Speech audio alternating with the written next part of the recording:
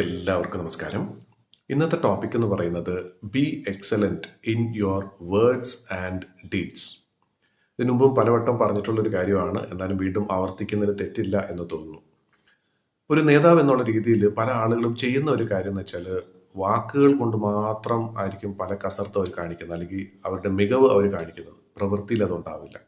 പക്ഷെ ചാണക്യൻ പറയുന്ന ഒരു കാര്യം നമുക്ക് എല്ലാവർക്കും അറിയുന്ന ഒരു കാര്യം തന്നെയാണ്, വാക്കുകൾ കൊണ്ട് മാത്രമല്ല നമ്മുടെ പ്രവൃത്തിയിലും അത് പ്രതിഫലിക്കണം എന്നുള്ളതാണ്. ഒരു നല്ലൊരു ഉദാഹരണം നമുക്ക് പറയാൻ പറ്റുന്നത് രാഷ്ട്രീയ നേതാക്കന്മാരെ കുറിച്ചാണ്. തെരഞ്ഞെടുപ്പ് അടുക്കുന്ന സമയമാകുമ്പോഴത്തേക്കും രാഷ്ട്രീയ നേതാക്കന്മാർ, എല്ലാ പാർട്ടികളുടെയും രാഷ്ട്രീയ നേതാക്കന്മാർ പല പല വാഗ്ദാനങ്ങളും തരും. അതിൽ ഏതെങ്കിലും ഒരു പാർട്ടി അല്ലെങ്കിൽ ഒരു നേതാവ് ഒരു പക്ഷേ അവർ ജയിക്കുമായിരിക്കും. ആ തെരഞ്ഞെടുപ്പ് ജയിച്ച് അവർ നേതാവായി. അപ്പോൾ ജനങ്ങളാൽ തിരഞ്ഞെടുക്കപ്പെട്ട നേതാവ് എന്നുള്ള രീതിയിൽ അദ്ദേഹം ഒരു സ്ഥാനത്ത് കയറി. ആ സ്ഥാനത്ത് കയറിയതിന് ശേഷം അദ്ദേഹം ആ പറഞ്ഞ കാര്യങ്ങൾ എന്തെങ്കിലും അദ്ദേഹം നടത്താറുണ്ടോ? അദ്ദേഹം മാത്രമല്ല, ആ ഒരു പാർട്ടി അത് ചെയ്യാറുണ്ടോ? വളരെ ചുരുക്കമാണ്, വളരെ കുറവാണ്. അപ്പോൾ ശരിക്കും ഒരു നേതാവ് എന്നുള്ള രീതിയിൽ നമുക്ക് വളരണം എന്നുണ്ടെങ്കിൽ ഒരു പാർട്ടിയിൽ തന്നെ ചേരണമെന്ന് നിർബന്ധമൊന്നുമില്ല. ജനങ്ങൾക്ക് വേണ്ടി പ്രവർത്തിക്കുന്ന ഏതൊരാളും ഒരു നേതാവ് തന്നെയാണ്. പക്ഷെ ആ നേതാവ് വളരെയധികം ശ്രദ്ധിക്കേണ്ട ഒരു കാര്യം എന്ന് വെച്ചാൽ കാര്യങ്ങൾ പറയുക എന്നുള്ളത് മാത്രമല്ല മിടുക്ക്. ഒരു എന്താ പറയുന്നത്, ഒരു നല്ലൊരു തീപ്പൊരി പ്രസംഗം നടത്തിക്കൊണ്ട് മാത്രം കാര്യമില്ല.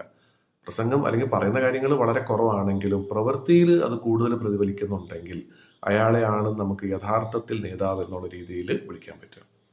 നമുക്ക് എല്ലാവർക്കും ശരിക്കും പറഞ്ഞാൽ ചെറിയ രീതിയിലാക്കുകയാണെങ്കിൽ പോലും നമുക്ക് നേതാക്കന്മാരാകാൻ സാധിക്കും.